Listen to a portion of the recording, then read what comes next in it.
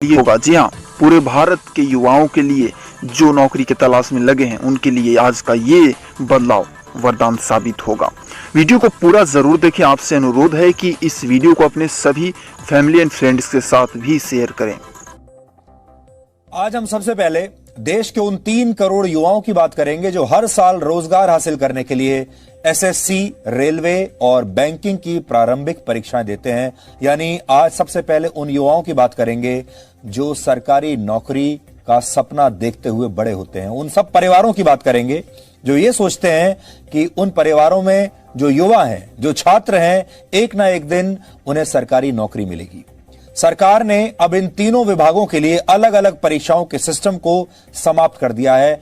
आज से सब कुछ बदल जाएगा और अब इन परीक्षाओं की जगह एक कॉमन एलिजिबिलिटी टेस्ट कराने का फैसला किया है, जैसे आप कहेंगे सीईटी।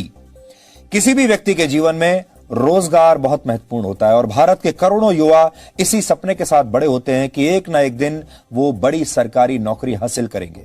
लेकिन आज के बाद से सरकारी नौकरी पाने का रास्ता पूरी तरह से बदल जाएगा और यह पहले से आसान भी हो जाएगा। इसलिए आज हम सबसे पहले इन्हीं सरकारी नौकरियों की बात करेंगे। और अगर आपके घर में कोई युवा है जो इन नौकरियों के लिए अप्लाई कर रहा है या तैयारी कर रहा है, तो आप इस खबर को ध्यान से सुनिएगा। हो सके तो जो इसके जो पॉइंट्स हैं उन्हें आप नोट भी कर सकते हैं।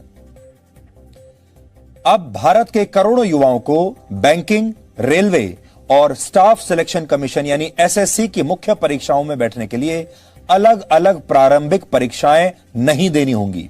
इससे पहले इन विभागों के लिए 3 चरण में परीक्षाएं होती थी।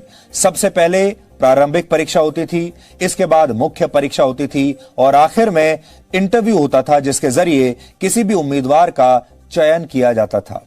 लेकिन अब नई व्यवस्था के तहत इन अलग अलग सरकारी विभागों के लिए अलग अलग परीक्षाएं आपको नहीं देनी होंगी, बल्कि इन तीनों के लिए एक कॉमन एलिजिबिलिटी टेस्ट यानी सीईटी का आयोजन होगा।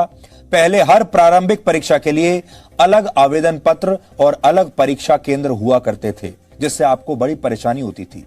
लेकिन अब ऐसा नहीं होगा। अब एक ही परीक्षा केंद्र और एक ही आवेदन पत्र से आपका काम चल जाएगा।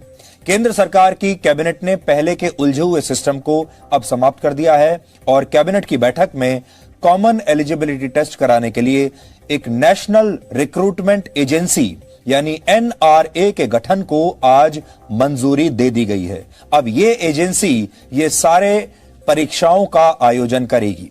देश में फिलहाल 20 भर्ती एजेंसियां हैं, यानी 20 एजेंसियां हैं जो सरकारी नौकरियों में भर्ती करती हैं। अलग अलग सरकारी नौकरियों के लिए अलग अलग परीक्षाएं यही 20 एजेंसी आयोजित करवाती हैं और आप हर बार इन अलग अलग एजेंसियों में हर बार अलग आवेदन करते हैं, हर बार अलग परीक्षा होती है, हर बार अलग परीक्षा केंद्र होता है।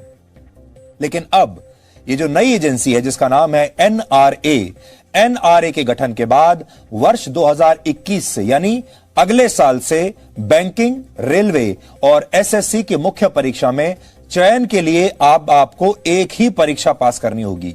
बाकी विभागों की परीक्षाओं को भी जल्द ही कॉमन एलिजिबिलिटी टेस्ट यानी इस सीईटी के दायरे में लाने की तैयारी भी की जा रही है।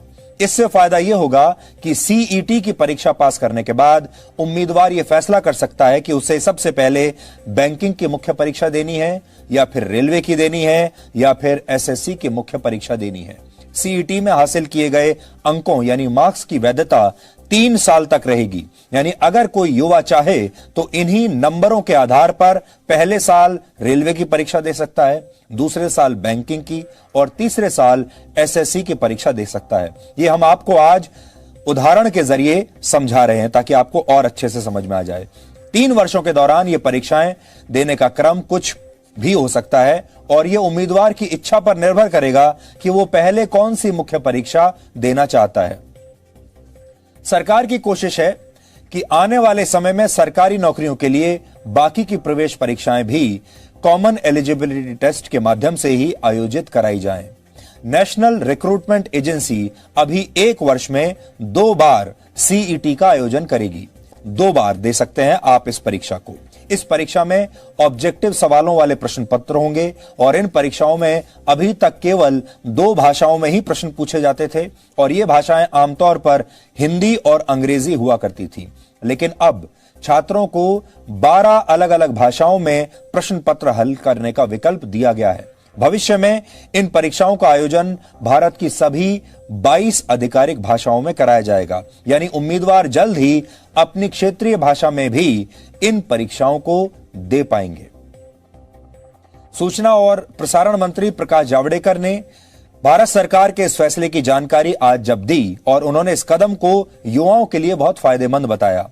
उन्होंने कहा कि अब एक परीक्षा होने से उम्मीदवारों की कई परीक्षा देने वाली परेशानी हमेशा के लिए खत्म हो जाएगी। जो युवा होते हैं उनको बहुत परीक्षाएं देनी पड़ती है